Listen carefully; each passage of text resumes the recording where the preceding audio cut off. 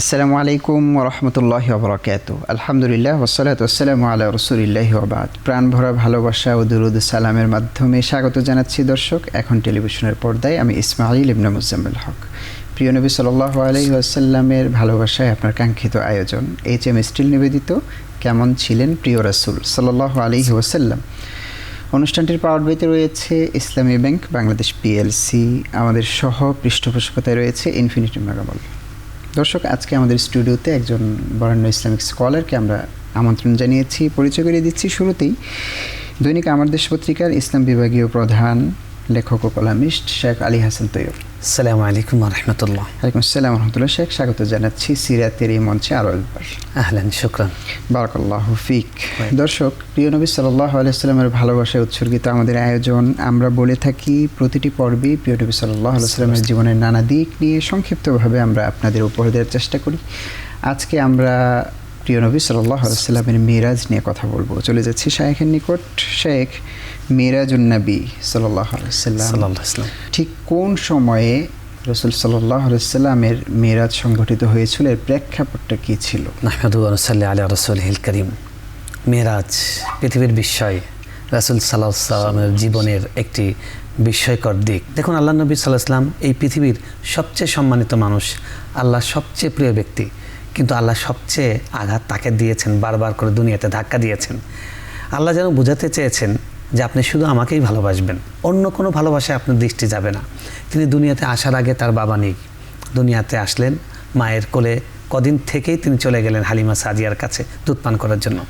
সেখান থেকে ফিরে আসলেন, কিছুদিনের মধ্যে আল্লাহ তার মাকে তুলে নিলেন। তারপরে তিনি গেলেন দাদার কাছে।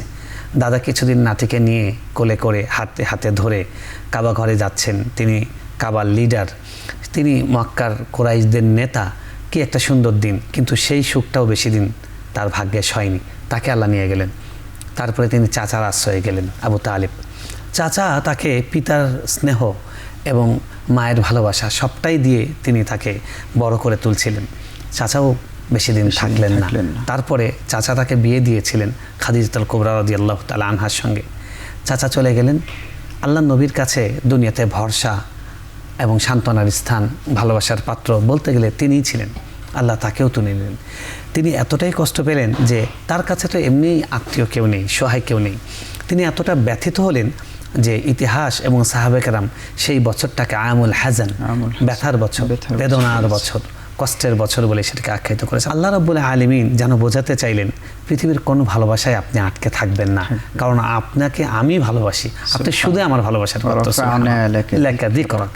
আল্লাহ রাব্বুল আলামিন তাকে এমন একটি সম্মান দিলেন যে পৃথিবীর সব হারানোর বেদনা ছাপিয়ে পৃথিবীর ইতিহাসে এক নতুন একটি অধ্যায়ের রচনা হলো যে ধুলির ধরার একজন মানুষ তিনি আল্লাহর এত নৈকট্যে চলে গেলেন যে নৈকট্যে যাওয়ার মতো ক্ষমতা ফেরেশতাদের মতো প্রধান জিবরিল তারও নেই। আল্লাহ তাকে নিয়ে গেলেন সুম্মা দানা ফাতাদাল্লা। আল্লাহ একদম তার কাছে নিয়ে গেলেন, মেরাজে নিয়ে গেলেন। এবং মেরাজটাও কী তরিকায় হলো আপনি দেখুন।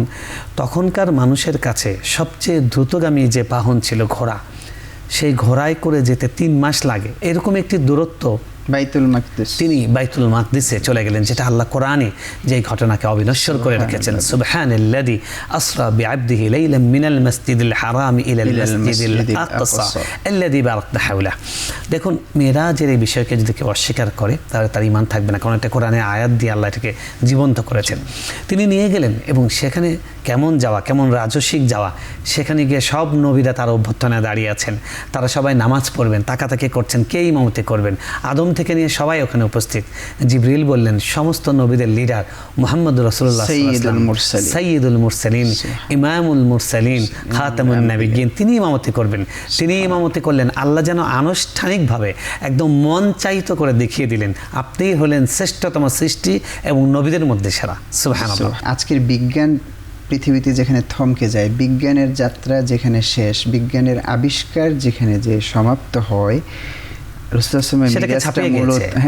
দেখেন পৃথিবীর এখন আমাদের সময় হয়েছে ছোট্ট একটি বিরতি থেকে ফিরে ইনশাআল্লাহ আসছি। দর্শক, সময় হলো ছোট্ট একটি বিরতিতে যাওয়ার। আমাদের সাথেই থাকুন দরুদ সালামের সাথে। আল্লাহুম্মা সাল্লি ওয়া সাল্লিম ওয়া বারিক আলাইহি।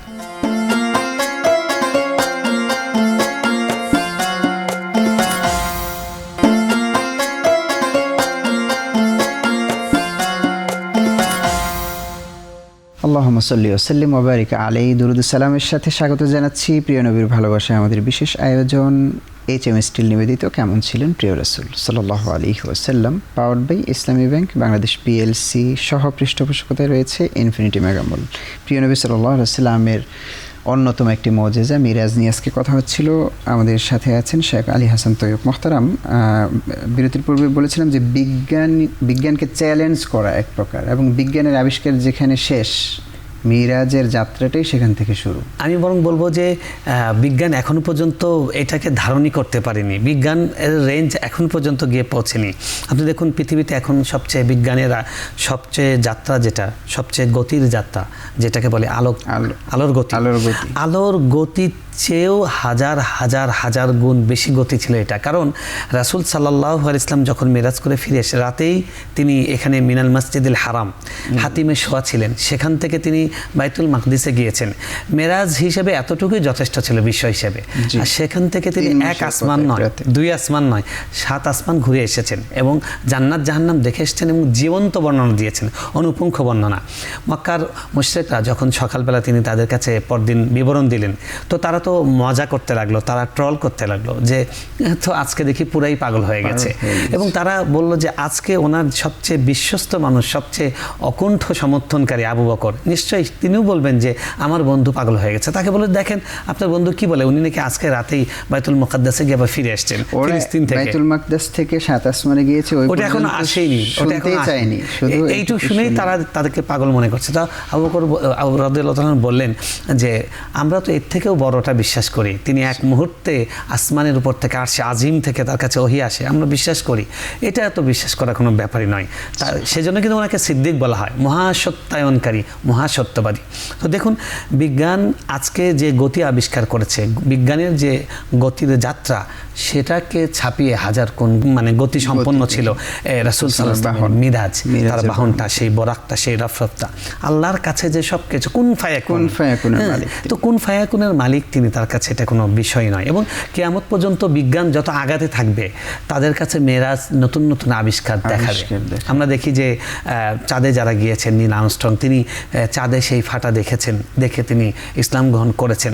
আসলে মিরাজ স্রষ্টা সম্পর্কে যদি কারো ধারণা থাকে, রুবুবিয়াত, এই বিশ্বজাহানের প্রতিপালক তিনি যা খুশি তাই করতে পারেন, একটা উত্তর কিভাবে করেছেন, তার হাবিবকে তিনি নিয়ে গিয়েছেন, কোন প্রেক্ষাপটে নিয়ে গিয়েছেন সেটি একটি বিষয়, আরেকটি হচ্ছে কিভাবে তিনি করলেন এটি আরেকটি বিষয়। এটার কোনো কুলকিনা মনে হয় না আমরা করতে পারবো। সর্বশেষ একটি প্রশ্ন, মিরাজের আমরা জাস্ট ঈমান রাখবো, অকণ্ঠ ঈমান। জি, মিরাজের শিক্ষাটা যদি, মিরাজের সবচেয়ে বড় শিক্ষা হলো যে আল্লাহ রাব্বুল আলামিনের ভালোবাসা, এটাই হলো সবচেয়ে বড়।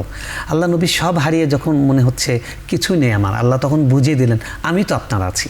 একজন মানুষের জীবনে আল্লাহকে পাওয়া এর চেয়ে বড় আর কি হতে পারে। তো রাসূল সাল্লাল্লাহু আলাইহি ওয়াসাল্লামের তো মিরাজ হয়েছিল, আমাদের মিরাজ নেই, আমাদের জন্য আল্লাহ মিরাজ দেখেছেন সালাত। আমরা যখন সালাতে সিজদা করি যেন আল্লাহর কাছে পড়ে গেছি, আল্লাহর সাথে কথা হচ্ছে। আল্লাহ স্পষ্ট করে বলেছেন হাদিসে কুদসিতে, কাসসামতুস সালাতা বাইনি ওয়া বাইনা আবদি, আমি আমার এবং আমার মাঝখানে নামাজকে আমার বান্দার মাঝে ভাগ করে নিয়েছি। যখন সে বলে আলহামদুলিল্লাহি রাব্বিল আলামিন, সাথে সাথে আমি রিপ্লাই দিই হামিদানি আবদি। তো সুতরাং আমরা যদি আল্লাহর সাথে সালাত নিয়মিত 5 বার, 5 ওয়াক্ত সালাত ঠিকমতো আদায় করি, তাহলে আল্লাহর সঙ্গে আমাদের প্রতিদিন 5 বার করে মেরাজ হবে। এবং আল্লাহ নবী সাল্লাল্লাহু আলাইহি ওয়াসাল্লাম মেরাজে গিয়ে যখন উপহার এনেছেন, আল্লাহ সালাতের মাধ্যমে আমাদের উপহার দিচ্ছেন। আমাদের জীবনের সব সমস্যার সমাধান আল্লাহ রেখেছেন সালাতে। এই জন্য আল্লাহ বলেছেন ওয়াস্তাইনু বিস-সাবরি ওয়াস-সালাহ, তোমরা আল্লাহর সাহায্য নাও সবরের মাধ্যমে এবং সালাতের মাধ্যমে। এটি হলো আসলে মিরাজে আমাদের সর্বোচ্চ পাওয়া এবং সরাসরি উপহার মিরাজ থেকে আল্লাহ পাক দিয়েছেন। শেষ পর্যায়ে অনেক অনেক কৃতজ্ঞতা জানাচ্ছি আপনাকে।